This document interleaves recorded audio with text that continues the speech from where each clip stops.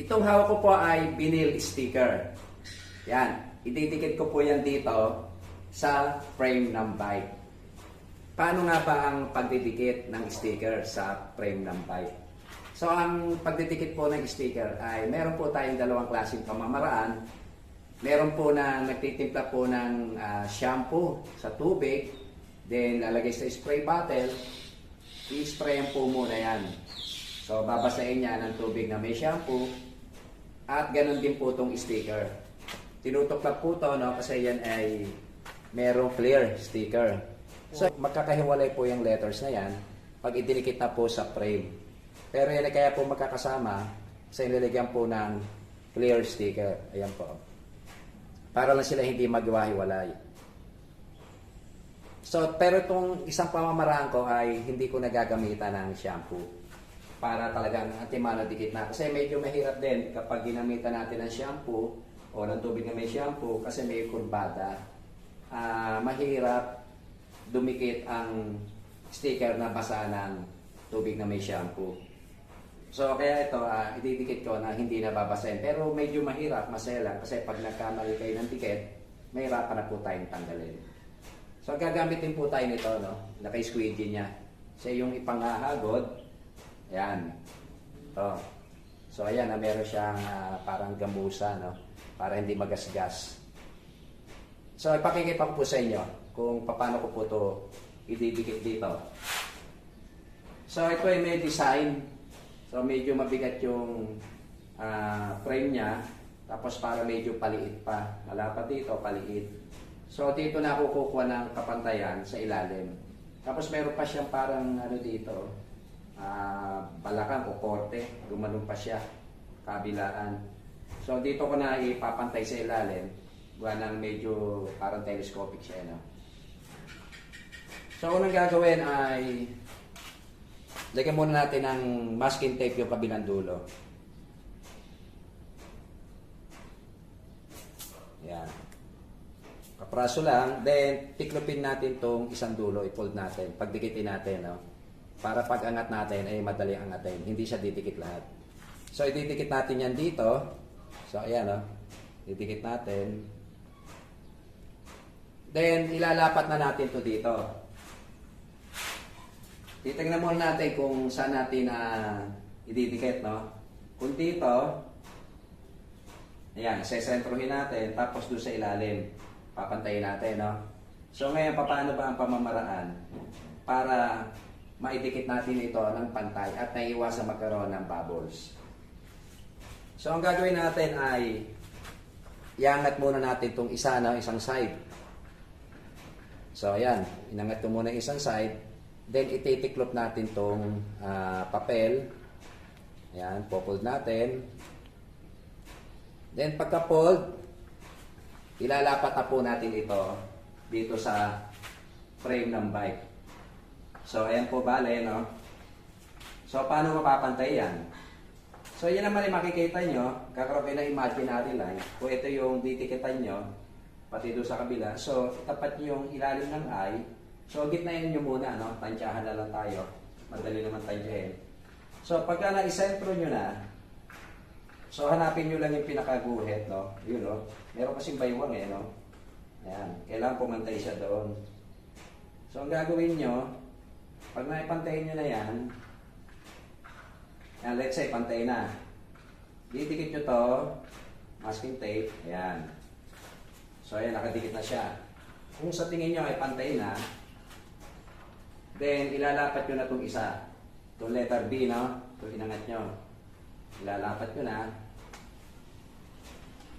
Gamit itong squeegee. Yun. So, double check nyo ulit.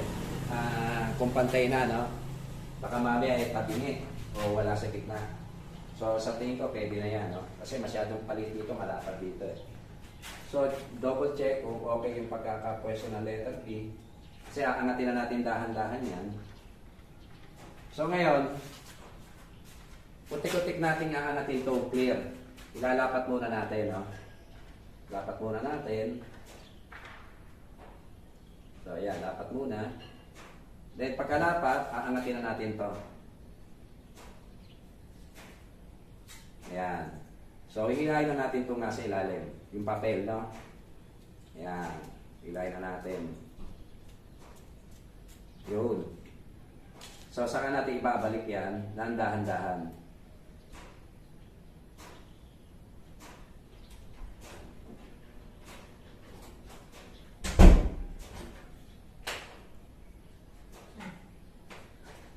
So, ayan. Nakatingin nyo ay pantay na.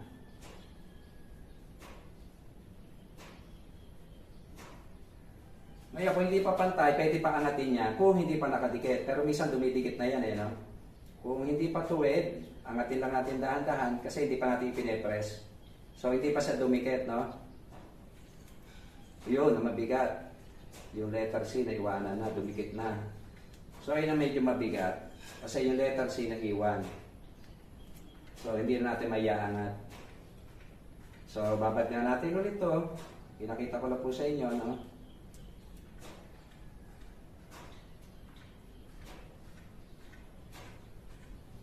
So, ayan. So, agurin na natin. Dahil pa-carb siya, paganda niya hagod.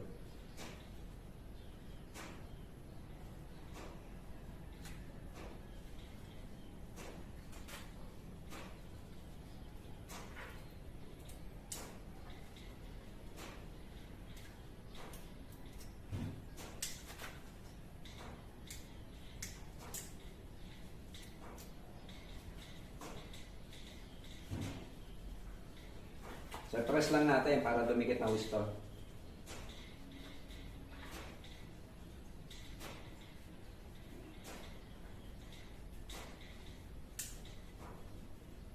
O, tanggalin natin yung masking tape.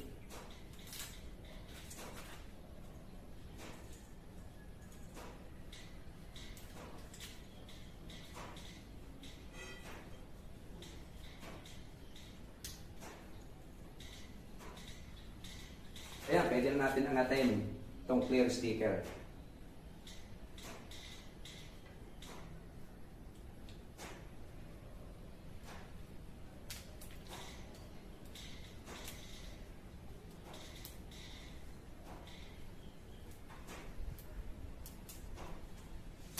So, ayan po, nakadikit na. So, ayan, kung may nakikita kayong bubbles dyan, medyo tusukin nyo na lang ng aspile o karayom, no? So, tatapatan na lang natin mamaya sa kabila yan. So, ayan. Kung may nakikita kayong mga bubbles sa loob, pag yan ay sinundot ng karayom, ipe-press nyo lang at lalapat din yan. So, yung kabila, tatapatan nyo na lang. So, ayan po. Ganyan lang pong ka-simple ang pagdidikit ng sticker. Pero syempre, pag hindi pa kayo gamay, medyo nakakaba din. Kasi pagka dumikit na nga, hindi nyo na makatanggal eh. So, mga yan, pag nagkamali kayo, tatanggalin nyo na lang ulit, papagawa na kayo ng bagong sticker. Hindi naman ang tanging pamamaraan. No? Masama lang, pag dinikit natin yung sticker sa ating frame ng bike, makinis, walang mga bootleg, no? Baka mamaya kasi may bootleg, pag dinikit natin, makikita sa sticker, no? So, kaya yan, pinapasadahan mo na ng liham 2,000 grit bago idikit yung sticker. Porket ito'y makinis na, chinik ko na, hindi naman, wala namang mga bootleg, so inilapat ko na. So, ayan po, at sana ay makatulong sa inyo ang video kong ito. At kung ito po yung inyong nagustuhan, baka pwedeng makahirit naman po ng isang like dyan. At para naman sa mga bago pa lang sa aking channel at hindi pa po nakakapag-subscribe, please subscribe at pakihit na rin po ang notification bell para ma-notify kayo at updated po kayo sa mga video na aking ina-upload. Hanggang dito lang po, muli po ang inyong lingkod, The Hustlers TV. Thank you for watching, keep safe, and God bless.